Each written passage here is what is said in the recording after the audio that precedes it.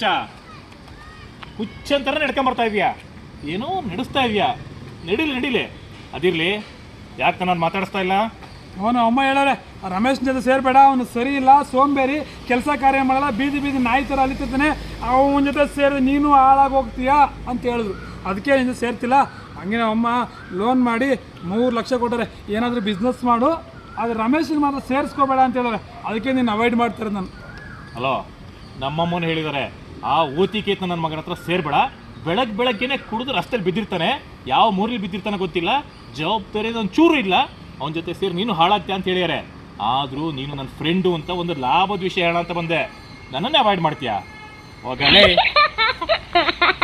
ಲಾಭದ ವಿಷಯನಾ? ಏನಿರ್ಬೋದು? ಗೆಳೆಯ ಏನಪ್ಪ ನೀನು? ಅಲ್ಲ, ಏನೋ ಒಂದು ಮಾತಂದೆ ಅಂತ ಅದಕ್ಕೆ ಕೋಪ ಮಾಡ್ಕೊಂಡು ಹೋಗ್ಬಿಟ್ರೆ ಹೆಂಗೆ? ಅದೇನೋ ಲಾಭದ ವಿಚಾರ ಅಂದಲ್ಲ, ಅದೊಂಚೂರು ಹೇಳು ಏನಂತ. ನೋಡು, ನಮ್ಮಮ್ಮನು 5 ಲಕ್ಷ ಲೋನ್ ಮಾಡಿಕೊಟ್ಟಿದ್ದಾರೆ ಏನಾದರೂ ಬಿಸ್ನೆಸ್ ಮಾಡು ಅಂತ. ಅದನ್ನು ನಾನು ಒಂದು ಆನ್ಲೈನ್ ಕಂಪ್ನಿ ಹಾಕಿದ್ದೀನಿ, ಬರೀ 2 ತಿಂಗಳಲ್ಲಿ ಡಬಲ್ ಆಗತ್ತಂತೆ.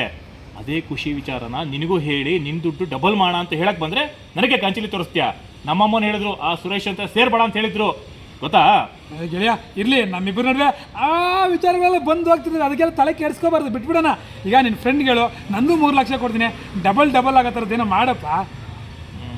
1-2 ದಿನ ಮುಂಚೆ ಸಿಕ್ಕಿ ಕೇಳಿದರೆ ಚೆನ್ನಾಗಿರ್ತಿತ್ತು. ಒಂದು ಕೆಲಸ ಮಾಡ್ತೀನಿ, ಅವನ ಹತ್ರ ಮಾತಾಡ್ತೀನಿ, ಎಷ್ಟೊತ್ತಿಗೆ ದುಡ್ಡು ತಂದು ಬಿಡು ಹೋಗಿ. ಹಾಂ, ಈಗಲೇ ಹೋಗ್ತೀನಿ. ಸರಿ, ಬೇಕು ಗೆಳೆಯ ತಂದೆ 3 ಲಕ್ಷ ಇದೆ. ಸರಿ, ನೀನು ಇಲ್ಲೇ ಇರು, ಹೋಗಿ ಮಾತಾಡ್ಕೊಂಬರ್ತೀನಿ, ಓಕೆನಾ?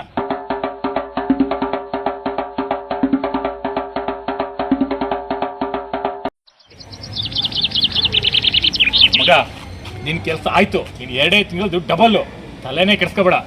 ಥ್ಯಾಂಕ್ ಯು ಗೆಳೆಯ, ಇದೇ ಖುಷಿಯಲ್ಲಿ ಇವತ್ತು ಎಣ್ಣೆ ಹೊಡ್ತೀನಿ. ಬಾ ನಡಿ. ಹಂಗಾರೆ ಗಣೇಶ ಎಲ್ಲಿದ್ಯಾ? ಆ ಬಕ್ರ ಮತ್ತೆ ಬಕ್ರ ಅದ, ಒಂದು 3 ಲಕ್ಷ ಒಂದು ಸ್ಕೀಮ್ ಆಗ್ದೆ ನೋಡು, ಚೆಕ್ ಅಂತ ತಂದ್ಕೊಟ್ಟ.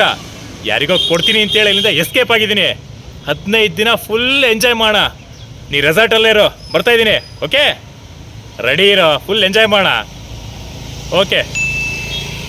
ಇದು ಆ್ಯಕ್ಚುಲಿ ಚೆನ್ನಾಗಿರೋದು. ಏನಪ್ಪ ಸುರೇ, ಹಿಂಗೆ ಕೂತಿದ್ಯಾ? ಬಾ ಮಾದೇವಣ್ಣ ಬಾ. ಮೊದಲೇ ನಾನು ನಿನ್ನ ಮಾತು ಕೇಳಬೇಕಾಗಿತ್ತು.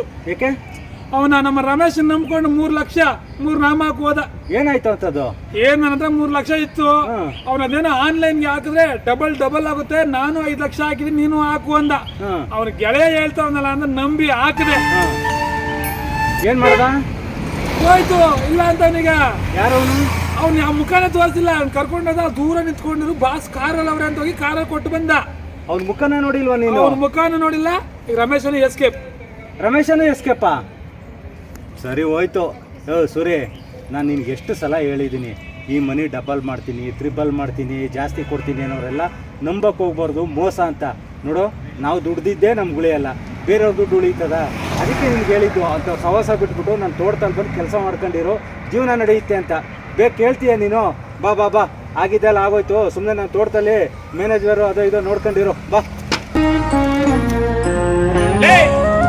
ಎಲ್ಲಿಗೆ ಹೊರಟಿದ್ಯಾ? ಅಯ್ಯ ಗುರುವೇ, ನಾನು ಊರಿಗೆ ಹೋಗ್ಬೇಕು, ಟೈಮ್ ಆಯ್ತು. ಲೇ, ಫಸ್ಟ್ ನಮ್ಮ ಡೈಲಾಗ್ ಹೇಳು, ಆಮೇಲೆ ಊರಿಗಾದ್ರಾಗು ಕಾಡಿಗಾದ್ರಾಗು, ನನಗೇನು? ನಾನು ರಮೇಶ್. ನಾನು ಸುರೇಶ್. ನಮ್ಮ ಬಗ್ಗೆ ಗೊತ್ತಲ್ಲ. ನಮಸ್ಕಾರ.